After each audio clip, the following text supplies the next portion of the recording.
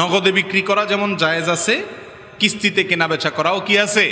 জায়েজ আছে। একটা জিনিসের দাম 100 টাকা, আপনি একসাথে নগদ 100 টাকাও বিক্রি করতে পারেন, আবার 10 কিস্তিতে সেটাকে 10 টাকা 10 টাকা করে 10 মাসে 10 টাকা করে দিয়ে 100 টাকা পরিশোধ করলো ক্রেতা, সেই সুযোগ দিয়ে আপনি কিস্তিতেও বিক্রি করতে পারেন, কোনো অসুবিধা নাই।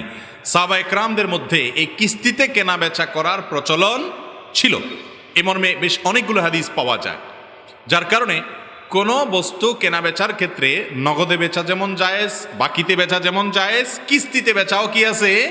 জায়েজ আছে।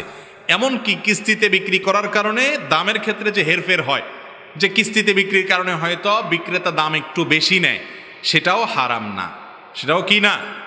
হারাম না। কথা কি বুঝাতে পারছি? অতএব কিস্তিতে কেনা বেচা করা মৌলিকভাবে কোনো নাজায়েজ বা গুনাহের বিষয় নয়, এটা কিনতেও পারেন, বিক্রিও করতে পারেন।